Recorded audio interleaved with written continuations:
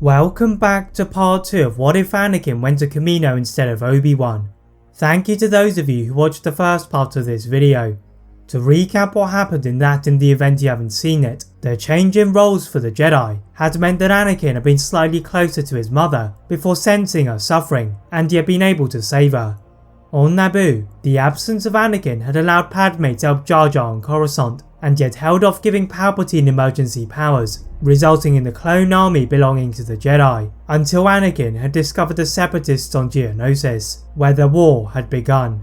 After the Republic victory on Geonosis, Palpatine had seen that the clones were an asset that he had to get his hands on, and he'd ordered Dooku to try and capture Kamino. The blockade of the planet is soon received by the Jedi, as alongside the assets of the clones, the Jedi had also managed to acquire financial benefactors to fund new aircraft and equipment, and deploy them to defend the clones. But the goal laid out by Sidious had not been to reclaim the cloning complex, as Dooku ordered his new assassin Asajj Ventress to claim a sample of the clone DNA for themselves.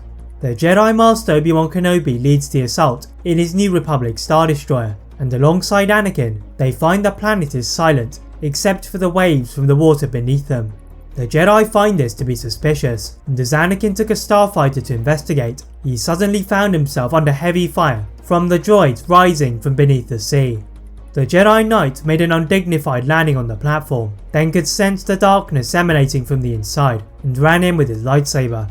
The Generation 1 clone troopers aboard Obi-Wan's ship received a signal to attack, and they charged at the Separatist droid army.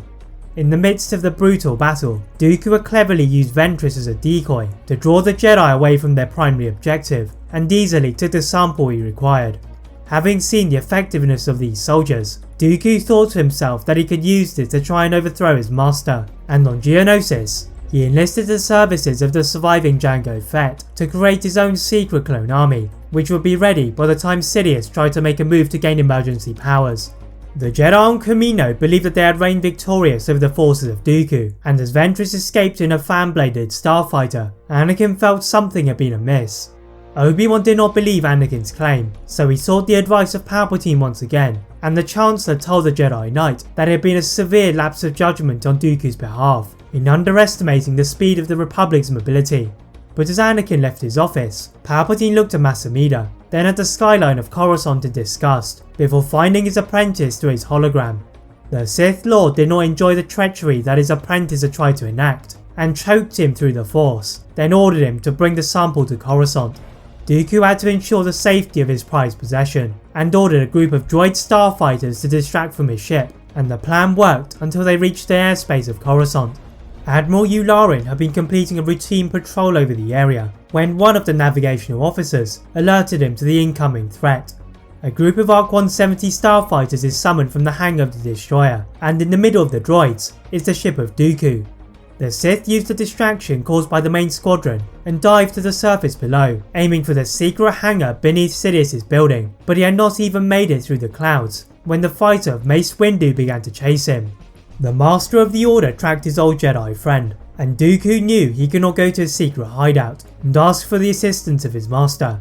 The Chancellor had been seated in his office waiting for Dooku, and upon hearing of the plight of his apprentice, he ran outside to the Senate building and asked for Dooku to stage a capture. The Count obliges and changes transport to a speeder before grabbing Palpatine. The Chancellor pretends to struggle as they travel back to his hangar, but unfortunately they are met by Anakin.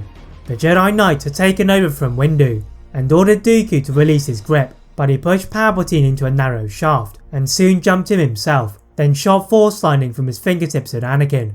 The Jedi Knight managed to deflect the attack and scrambled to Obi-Wan to intercept the Separatist leader. The Jedi Master casually stood at the foot of the passageway, and one of the clones fired multiple stun shots at Dooku, and he fell to the floor. Anakin escorts the Chancellor back to his office. Obi-Wan takes the former Jedi into a cell, and there he is surprised to find that the clone sample had been in his possession. The Jedi Master deduces that Dooku must have been trying to reach somebody on Coruscant, and he is granted an emergency meeting in front of the Council, when they discovered that Dooku had escaped. That is it for part 2 of What If Anakin Went to Kamino Instead of Obi-Wan.